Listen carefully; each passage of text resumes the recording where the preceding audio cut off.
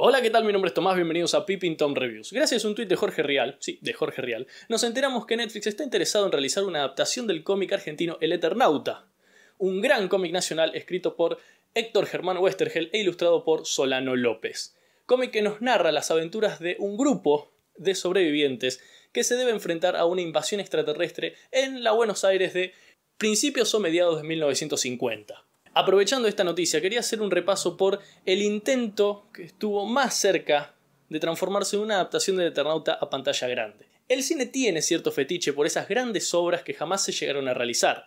Podemos encontrar El corazón de las tinieblas de Orson Welles, Napoleón de Stanley Kubrick, Duna de Alejandro Jodorowsky o Superman Lives de Tim Burton. Y a mí me gustaría sumar a esta lista de grandes películas que jamás se llegaron a hacer El Eternauta de Lucrecia Martel. En 2008, luego de concretar su trilogía, conformada por La Ciénaga en 2001, La Niña Santa en 2004 y La Mujer sin Cabeza en 2008, Lucrecia Martel se pondría al hombro el proyecto de adaptar este gran cómic argentino.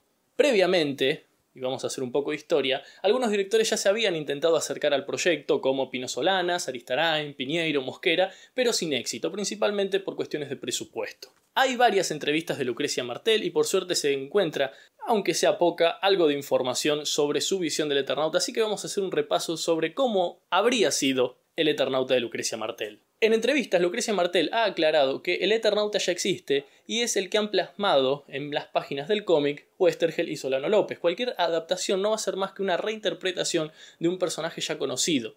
Va a ser un Eternauta adaptado a otro medio y a otra época. Por lo que su versión, por supuesto que presentaría modificaciones y cambios a la historia original. De todas maneras, la familia de Westergel, en pos de cuidar el legado de su padre, propone condiciones a cualquiera que quiera adaptar el Eternauta para que, por lo menos en espíritu y en algunas cuestiones argumentales, una película o serie se mantenga fiel. Alguna de esas condiciones básicamente es respetar algunos de los arcos argumentales de la historieta o puntos de guión más importante. El final tiene que ser desesperanzador, jamás pensarían en un final, en un happy ending hollywoodense. Y algunas cuestiones de producción que tal vez sí afectarían más a una producción. De todas maneras, no me gusta ver estas condiciones y por respeto a la familia como un obstáculo o un limitante para el creador, sino más bien como un reto que cualquiera que se enfrente a la adaptación del Eternauta se va a tener que preparar para sortear. Entre los cambios planteados por Martel podemos encontrar algunos más pequeños, otros más grandes, otros justificados desde lo argumental o lo presupuestario, como por ejemplo que en vez de en invierno, la historia sucede en verano para justificar las puertas y ventanas abiertas para que esta primer nevada mate a la mayor cantidad de gente posible. Luego el tratamiento de una invasión más orgánica en la cual todos los elementos que amenazan a la sociedad sean resultante del anterior. Vamos a plantearlo de mejor manera esto. En el cómic estas tres amenazas son independientes las unas de las otras. Los cascarudos son una especie de escarabajo con forma o con tamaño de perro, mejor dicho. Los burbos son los tanques más amenazantes que tiene esta invasión. Y los hombres robots llegan a serlo gracias a un tratamiento tecnológico. Lo que plantea Martel son cascarudos mucho más pequeños que hagan las veces de parásitos que controlen a los humanos para transformarlos en hombres robots, y estos hombres robots luego se unirían al mejor estilo Guerra Mundial Z para conformar los Gurbos.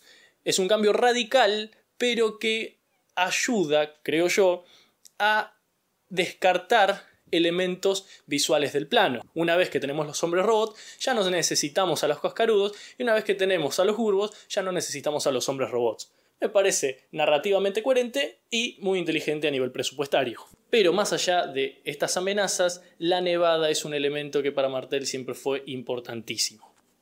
De hecho, el más importante. Pero tal vez uno de los cambios que marca la autoría de Martel en esta adaptación del Eternauta es el transportar todos los hechos a la actualidad, dejando de lado ese 1950 alterno que plantea el cómic. Y dejando de lado que tal vez es una decisión un poco presionada por el tema presupuestario, por lo que significaría transformar las calles de Buenos Aires en las calles de Buenos Aires de 1950, Lucrecia Martel supo justificar esta decisión desde lo narrativo a la perfección, tomando como figura principal el enemigo, el invasor, un concepto que ha mutado con los años y que necesita ser adaptado no solamente para un público actual, sino para un contexto mundial, social y económico que no es el mismo de los años 50.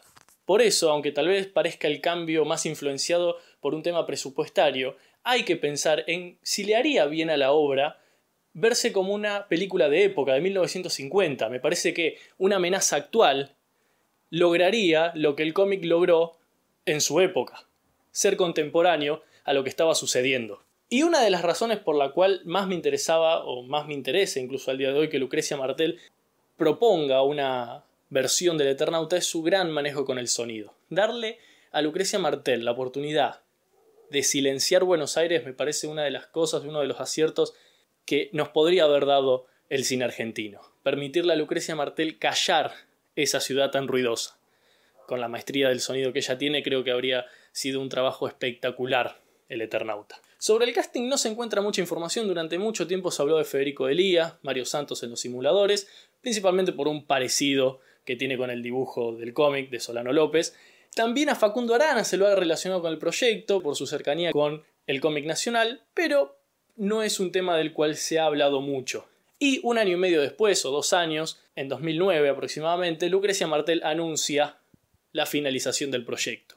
Con los años algunos directores tocarían este tema, principalmente Alex de la Iglesia en una entrevista donde plantearía un Eternauta con Darín, pero no había mucha más información hasta ahora con el tuit de Jorge Rial que nos plantea la posibilidad de que Netflix adapte la historieta. En lo personal, a mí esto me refiere sentimientos encontrados. Siempre pensé que iba a estar contento con una supuesta adaptación del Eternauta, pero lamentablemente que Netflix se haga cargo y que exista la posibilidad de que sea una serie no me pone muy contento, principalmente por una cuestión televisiva que creo que no va a poder captar la propuesta visual del cómic. Pero no es una cuestión de ponerse en no, el cómic no es igual al cómic, bla, bla, bla, sino más bien de pensar que el cine era un medio más adecuado para este tipo de historias. Pero no es más que una opinión personal. Me gustaría que dejen en los comentarios su casting. ¿A qué actores les gustaría ver en algunos personajes, representando algunos personajes del Eternauta? Compártanlo, pónganle me gusta y nos vemos. Esta historia la tenía que contar el de Historias Innecesarias, estoy seguro.